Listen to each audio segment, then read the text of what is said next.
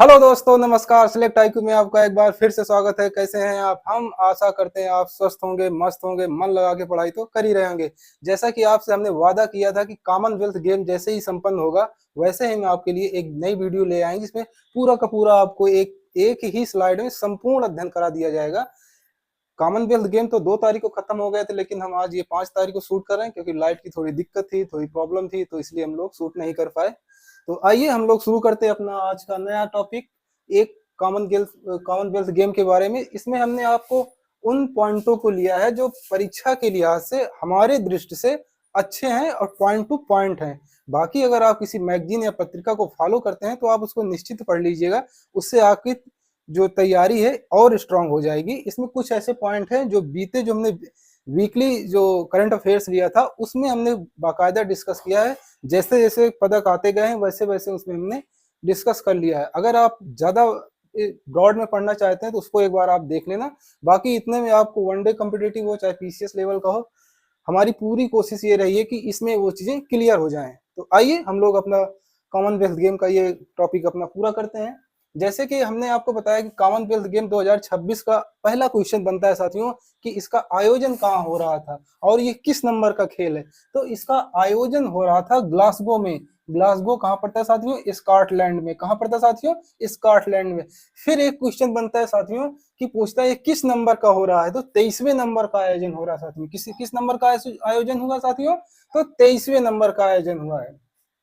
फिर उसके बाद इस एक क्वेश्चन और बनता है कि इस कॉमनवेल्थ गेम का उद्घाटन किसने किया? उद्घाटन किसने किया साथियों? तो चार्ल्स तृतीय ने। किंग चार्ल्स तृतीय ने। बहुत अच्छा इंपॉर्टेंट क्वेश्चन बन सकता है अगर ज्यादा डीपली में पूछेगा कोई तो। कोई भी परीक्षा इस समय हो रही है जिसमें पेट वगैरह जब होगी तो उसमें क्वेश्चन बन सकता है। इसका शुभंकर कौन था? फिनी। शुभंकर कई बार एग्जाम में पूछा जाता है कि शुभंकर कौन था, तो फिनी था।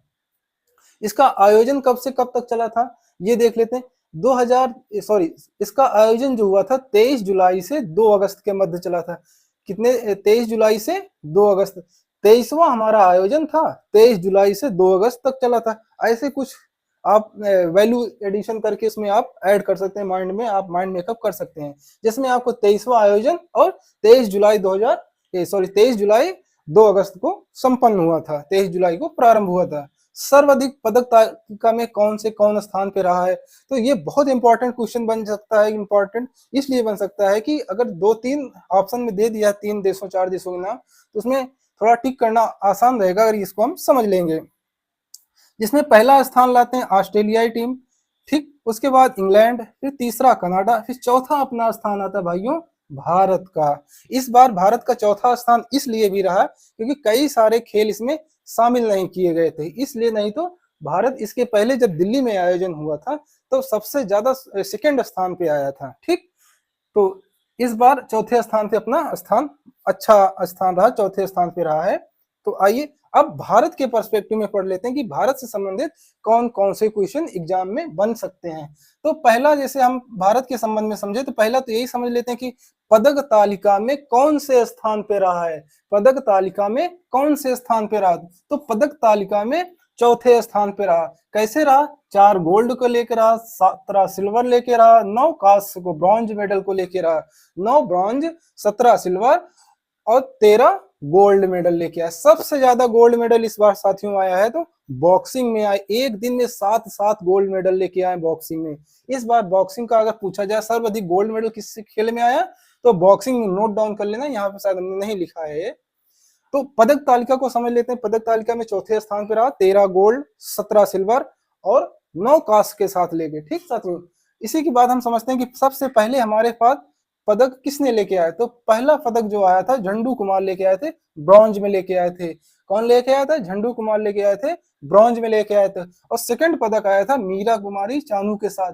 ये इनका जो हमने वीडियो बनाया है वीकली करंट अफेयर्स, उसमें हमने विस्तृत इनके बारे में बनाया है, आप एक बार देख सकते हैं।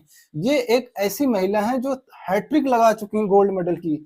2018, 2022, 2022 और 2026, 3 बार लगातार मीरा कुमारी चानू ने गोल्ड मेडल लेके आई हैं, ठीक।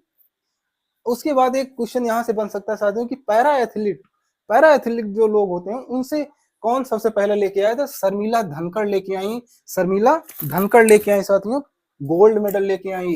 ये गोला वगैरह फेंकती, उसमें गोला थ्रो होता है, उसके लिए लेके आई हैं। ठीक, सेकंड गोल्ड मेडल आया है पैरा एथलेटिक्स में। हमने पॉइंट टू पॉइंट आपको बना दिया ताकि आपको कोई दिक्कत भी ना हो, आप चीजों को एक सरसरी निगाह में देख के चले जाएंगे तो चीजें सही होना हो सकती हैं अगर आप सही से देख के चले जाएंगे। तो सेकंड गोल्ड मेडल आया जो, तो 100 मीटर की रनिंग में दिलीप से आया है। ठीक, और इतिहास में पहली बार ऐसा हुआ साथियों, नोट करना, इतिहास में ऐसा पहली बार हुआ है कि जूडो में इंडिया ने पहली बार गोल्ड जीता है।